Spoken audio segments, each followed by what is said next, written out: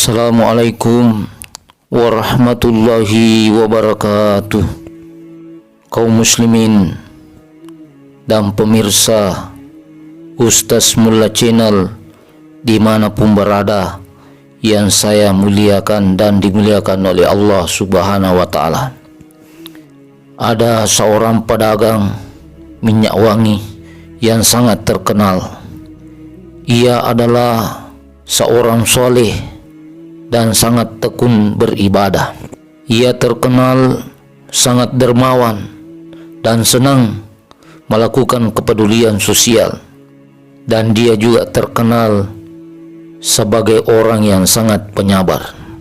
Pedagang yang soleh ini diuji oleh Allah dengan surutnya omset perdagangannya, dan usahanya pun merugi dengan tingkat kerugian yang sangat besar yang membuatnya terpuruk.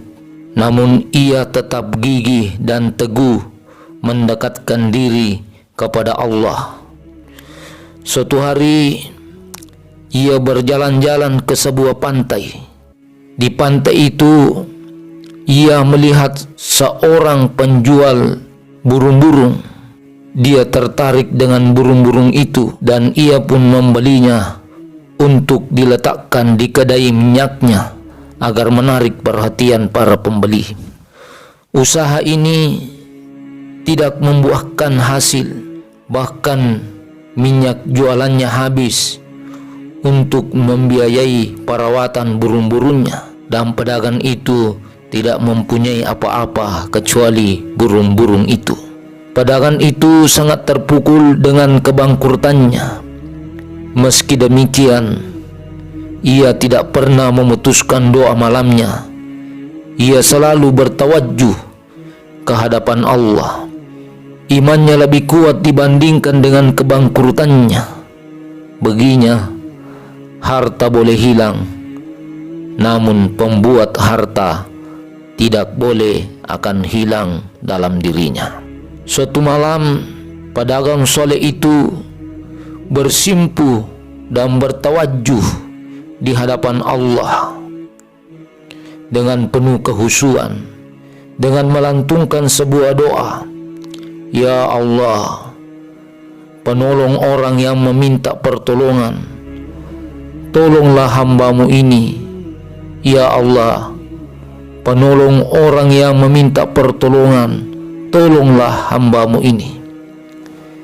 Demikianlah pedagang itu berdoa hingga menjelang subuh. Seusai sholat subuh, ia melanjutkan zikirnya hingga terbit fajar.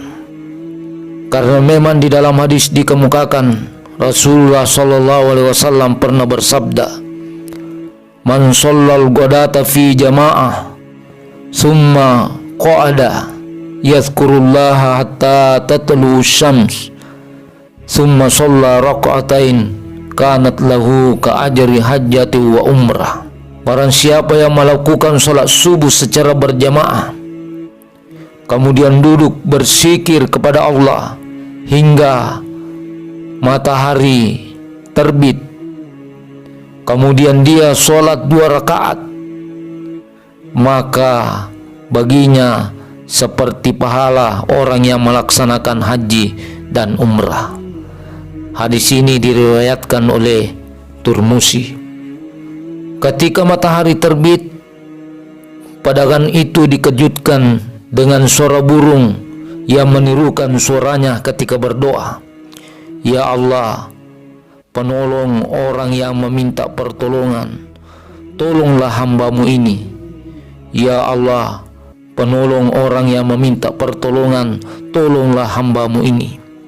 Kenyataan ini membuat pedagang soleh itu berkata dalam hatinya, seandainya burung ini tetap berkicau seperti ini, tentu aku bisa menutupi kebangkrutanku sebesar 400 dirham yang lenyap dariku selama ini. Keajaiban burung ini terdengar ke seantero negeri Baghdad. Mereka berbondong-bondong ke kedai minyak itu untuk melihat dari dekat suara burung yang ajaib itu. Hingga suatu sore datanglah ke kedainya seorang selir raja menawarkan kepadanya untuk membeli burung ajaib itu. "Wahai pedagang, berapa kau jual burungmu ini?" Pedagang itu menjawab, "Terserah Tuan Putri berapa menghargainya. Kalau begitu, bawalah burung itu ke istana, nanti aku ganti dengan dinar." Demikian selir raja berpesan. Setelah burung itu diantar ke istana, selir raja itu memberi uang 1000 dinar. Pedagang itu tidak pernah membayangkan akan mempunyai uang 1000 dinar. Uang sebanyak itu adalah ganti Allah atas segala kerugian yang dideritanya selama ini. Kesabaran dan ketabahan pedagang itu di saat bangkrut dari usahanya, serta kegigihan dan keteguhannya dalam beribadah meski dalam keadaan susah, diganti oleh Allah dengan berlipat ganda.